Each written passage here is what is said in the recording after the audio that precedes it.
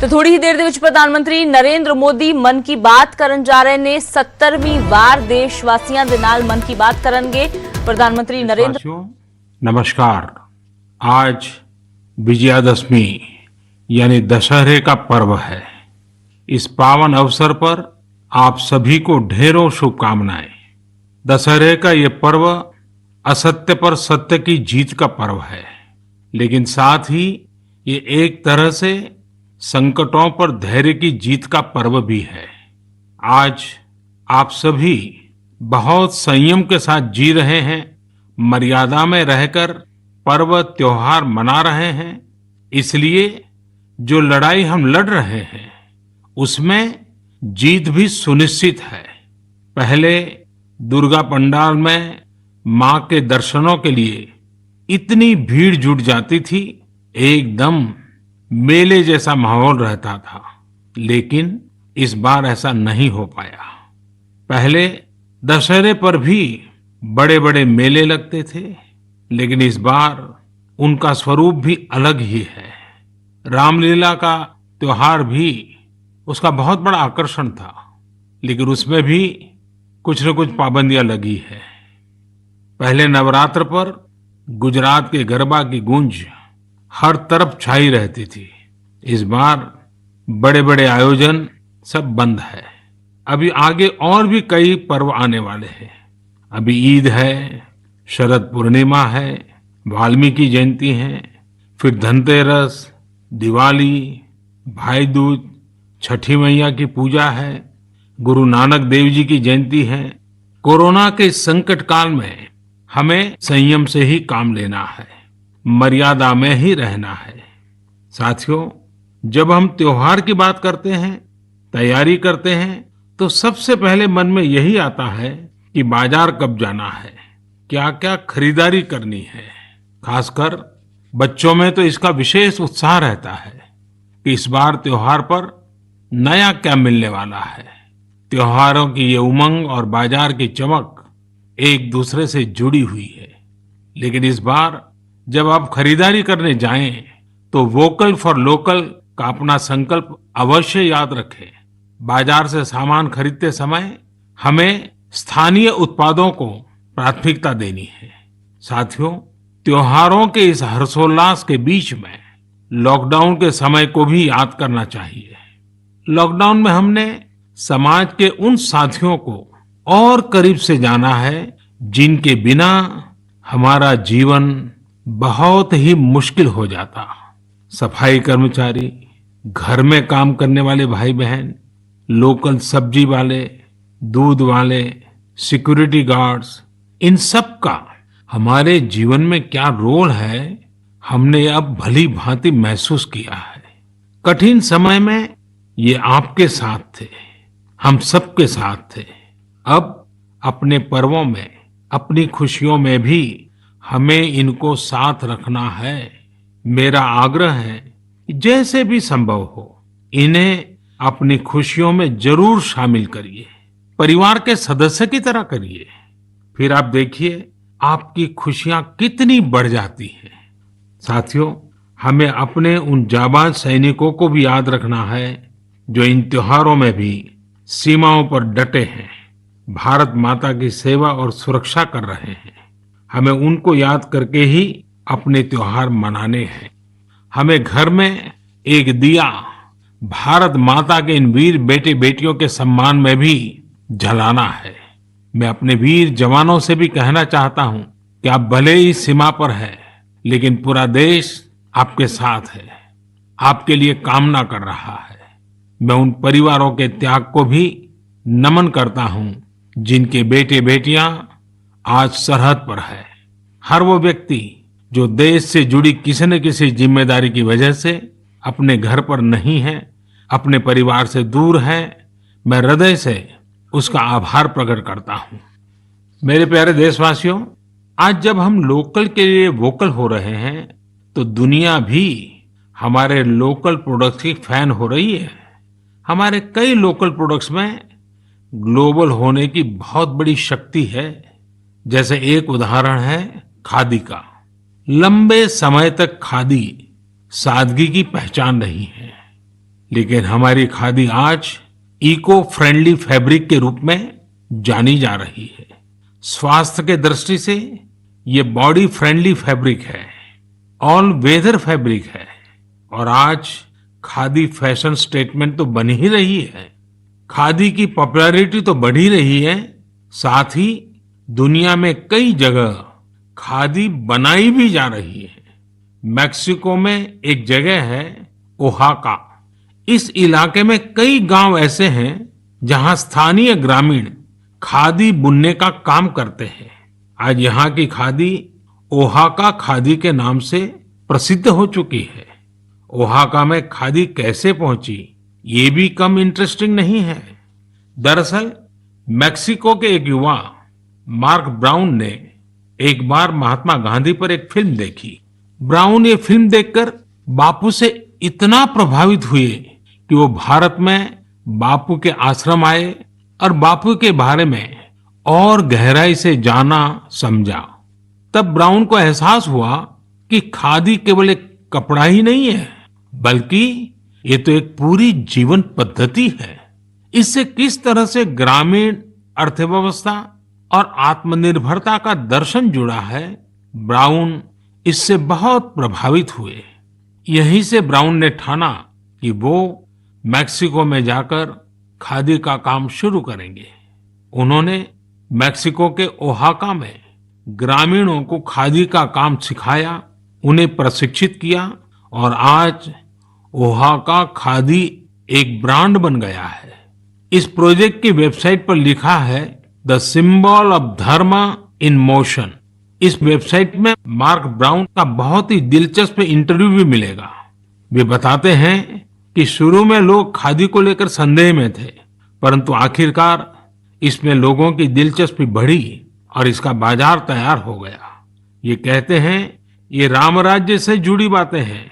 जब आप लोगों की जरूरतों को पूरा करते हैं तो फिर लोग भी आपसे जुड़ने चले आते हैं। साथियों, दिल्ली के कनॉट प्लेस के खादी स्टोर में इस बार गांधी जयंती पर एक ही दिन में 1 करोड़ रुपए से ज्यादा की खरीदारी हुई। इसी तरह कोरोना के इस समय में खादी के मास्क भी बहुत पॉपुलर हो रहे हैं।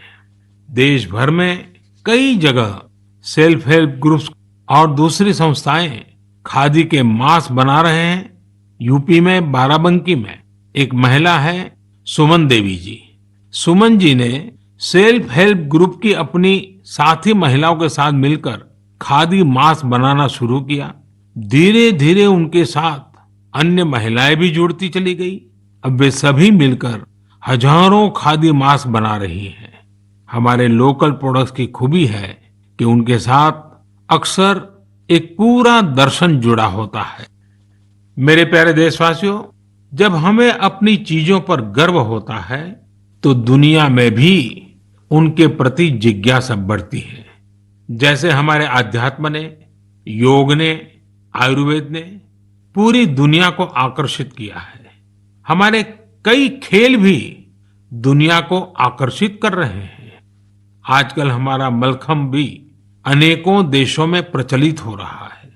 अमेरिका में चिन्मय पाटणकर और प्रज्ञा पाटणकर ने जब अपने घर से ही मलखम्ब सिखाना शुरू किया था तो उन्हें भी अंदाजा नहीं था कि इसे इतनी सफलता मिलेगी। अमेरिका में आज कई स्थानों पर मलखम्ब ट्रेनिंग सेंटर्स चल रहे हैं। बड़ी संख्या में अमेरिका के युवा इससे जुड़ रहे हैं, मलखम्ब सीख रहे हैं। आज जर्मनी हो, पोलैंड हो, मलेशिया हो, ऐसे करीब 20 अन्य देशों में भी मलखम्ब खूब पॉपुलर हो रहा है। अब तो इसकी वर्ल्ड चैंपियनशिप भी शुरू की गई है, जिसमें कई देशों के प्रतिभागी हिस्सा लेते हैं।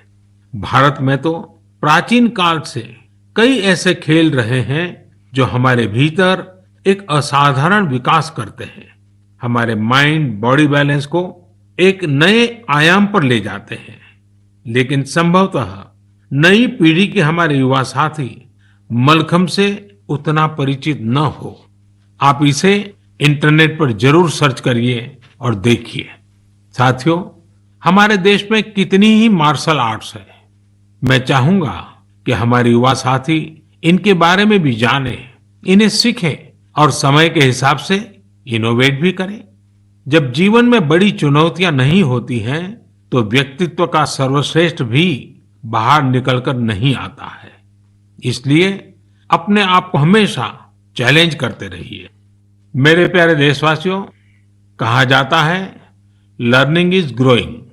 आज मन की बात में मैं आपका परिचय एक ऐसे व्यक्ति से कराऊंगा जिसमें एक अनोखा जुनून है। यह जुनून है दूसरों के साथ रीडिंग और लर्निंग की खुशियों को बांटने का। यह है पोन मारियप्पन। पोन मारियप्पन तमिलनाडु के तूतुकुड़ी में रहते हैं। तूतुकुड़ी को पर्ल सिटी यानी मोतियों के शहर के रूप में भी जाना जाता है। यह कभी पांडियन साम्राज्य का एक महत्वपूर्ण केंद्र था। यहाँ रहने वाले मेरे दोस्त पोन मारियप्पन हेयर कटिंग के पेशे से जुड़े हैं और एक सैलून चलाते हैं। बहुत छोटा सा सैलून है। उन्होंने एक अनोखा और प्रेरणादायी काम किया है। अपने सैलून के एक हिस्से को ही पुस्तकालय बना दिया है। यदि व्यक्ति सैलून में अपनी बारी का इंतजार करने के दौरान वहां कुछ पढ़ता है और जो पढ़ा है उसके बारे में थोड़ा लिखता है, तो पोन मारियप्पन जी उस ग्राहक को डिस्काउंट देते हैं। है ना मजेदार? आइए तूतुकुड़ी चलते हैं, पोन मारियप्पन जी से बात करते हैं।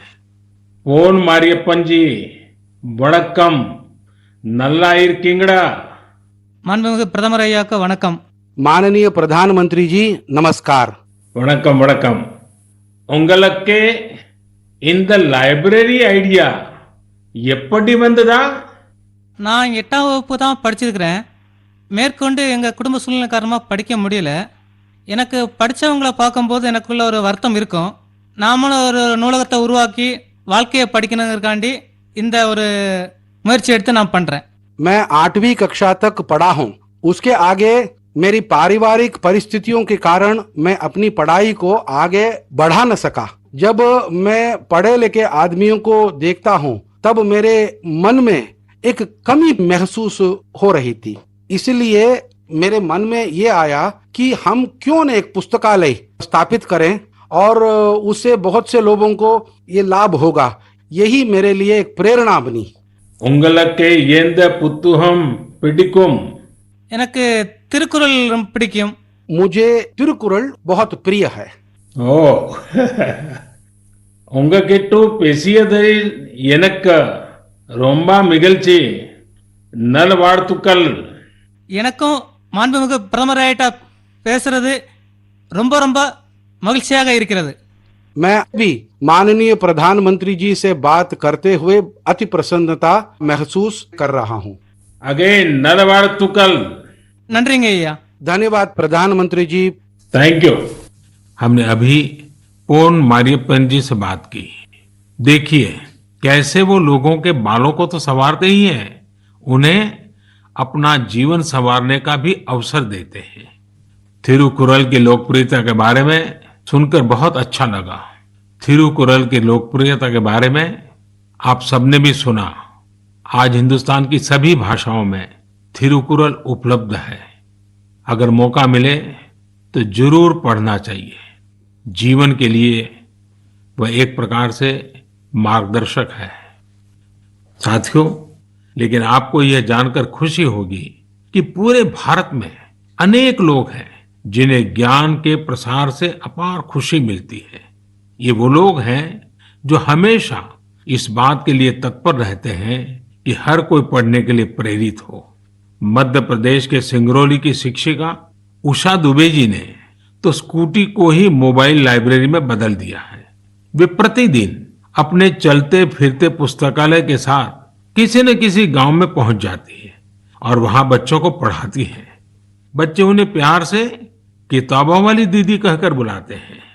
इस साल अगस्त में अरुणाचल प्रदेश के निरजुली के रायो विलेज में एक सेल्फ हेल्प लाइब्रेरी बनाई गई है.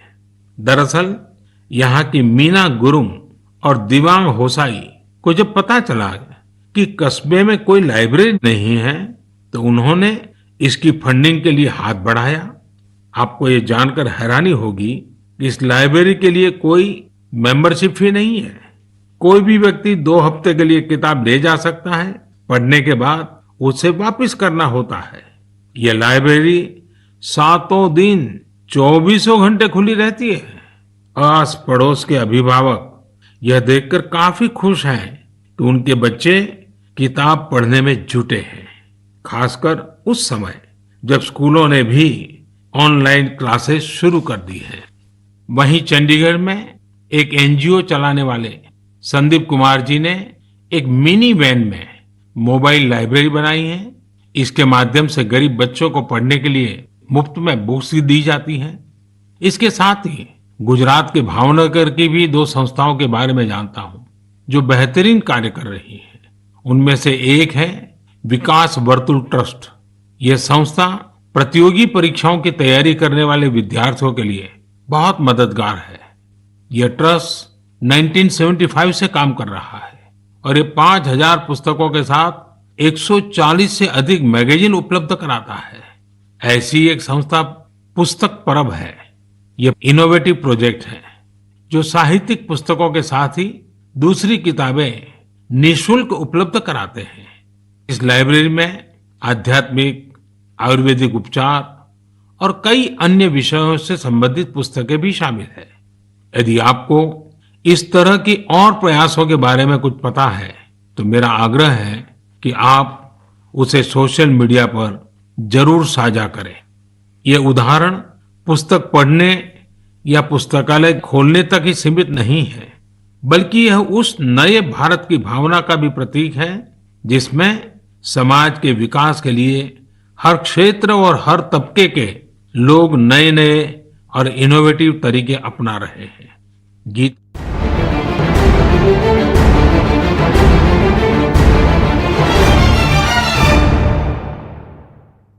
टेक्स्ट हेडलाइन के प्रायोजक हैं Sushma, largest real estate developer of the region.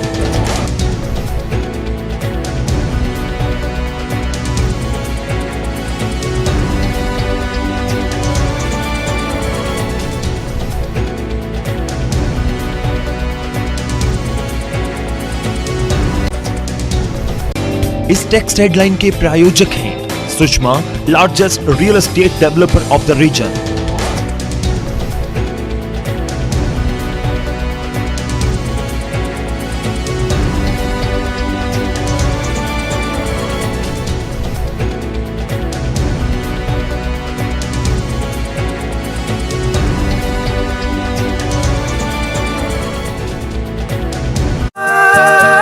Big magic और 9XM चैनल के बीच कोरोना की हर खबर देखते रहिए न्यूज़ 18 इंडिया पर। भैया राम राम नमस्कार। बाहर ना जाना, कुछ बता रहे हैं, कुछ चेता रहे हैं। आपने लॉकडाउन के दौरान देखा कि हम क्या कर रहे हैं। कोरोना काल में लोग एक दूसरे को समझा रहे हैं। बड़े बड़े लोग वीडियो बना रहे हैं। आप गाना जानते हैं तो गाइए या फिर अपना हुनर दिखाइए। वीडियो बनाइए और हम तक पहुंचाइए और घर बैठे बनिए स्टार।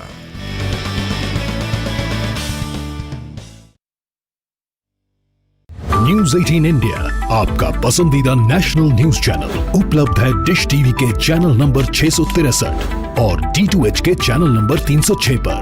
कोरोना की हर खबर देखते रहिए न्यूज़ 18 इंडिया पर। फिर फिजाएं हुई गुलजार, हर तरफ लगने लगी कतार। फिर लोग संभालने लगे जिम्मेदारियों का दारोमदार। लेकिन भागम भाग में मत भूलिए कोरोना का किरदार। हर मोड़ पर अपनाइए मास्क, सैनिटाइजर और सोशल डिस्टेंसिंग का हथियार। कोरोना से जुड़ी हर सावधानी और हर अपडेट देखिए अनलॉक 1 में, सिर्फ न्यूज़ 18 पंजाब, हरियाणा, हिमाचल पर। घर मेरा भी है, परिवार मेरा भी है। सवाल साडे अपने भी पुछदे ने, पर ਅਸੀਂ ਰਿਸਕ ਚੁੱਕਦੇ ਹਾਂ ਤੁਹਾਡੇ ਲਈ। ਅਸੀਂ ਆ ਬਾਹਰ ਤਾਂ ਕਿ ਤੁਸੀਂ ਅੰਦਰ ਬੈਠੋ। कोरोना दी सही जानकारी हासिल करो। ਤਾਂ ਫਿਰ ਤੁਸੀਂ ਕਿਉਂ ਨਿਕਲ ਰਹੇ ਹੋ ਬਾਹਰ? ਘਰ ਵਿੱਚ ਰਹੋ ਤੇ ਕਰੋਨਾ ਦੇ ਖਿਲਾਫ ਲੜਨ 'ਚ ਦੇਸ਼ ਦੀ ਮਦਦ ਕਰੋ, ਕਿਉਂਕਿ ਜਾਨ ਹੈ ਤੇ ਜਹਾਨ ਹੈ। ਤੁਸੀਂ ਮੋਗਾ ਵਿੱਚ ਹੋਮ ਆਈਸੋਲੇਟ ਕੀਤੇ ਗਏ 15 ਅਪ੍ਰੈਲ ਤੱਕ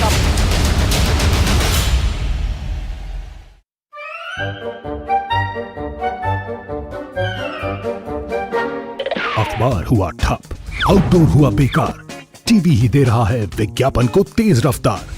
करोड़ों दर्शकों तक न्यूज 18 पहुंचाएगा आपका एड। न्यूज 18 की टीम दमदार बनाएगी आपका एड शानदार। जल्दी कीजिए, कहीं छूट ना जाए ये सुनहरा मौका। हमें मेल करके उठा लीजिए बड़ा फायदा। ये स्पेशल ऑफर है अगले 15 दिनों तक। साथ ही मिलेगा हमारी वेबसाइट पर प्रमोशन। आज ही मेल करें sales@nw18।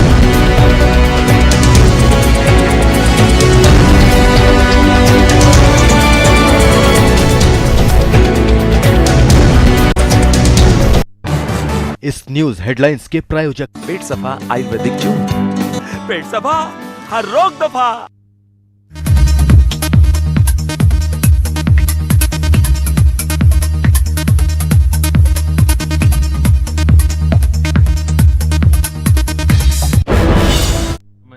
पवित्र भाव से एकता का मंत्र ही बोलते हैं। गंगे च यमुने चैव गोदावरी सरस्वती नर्मदे सिंधु कावेरी जलेस्मिन सन्निधि कुरु। इसी प्रकार सिखों के पवित्र स्थलों में नांदेड़ साहब और पटना साहब गुरुद्वारे शामिल हैं। हमारे सिख गुरुओं ने भी अपने जीवन और सत्कार्यों के माध्यम से एकता की भावना को प्रगाढ़ किया है। पिछली शताब्दी में हमारे देश में डॉक्टर बाबा साहब आम्बेडकर जैसी महान विभूतियां रही, जिन्होंने हम सभी को संविधान के माध्यम से एकजुट किया। साथियों, unity is power, unity is strength, unity is progress, unity is empowerment. United we will scale new heights. वैसे ऐसी ताकतें भी मौजूद रही हैं जो निरंतर हमारे मन में संदेह का बीज बोने की कोशिश करते रहते हैं, देश को बांटने का प्रयास करते हैं। देश ने भी हर बार इन बद इरादों का मुंहतोड़ जवाब दिया है। हमें निरंतर अपनी क्रिएटिविटी से, प्रेम से ऐप बनवाया, जिसके जरिए लोग आसानी से सब्जियां मंगा सकते थे।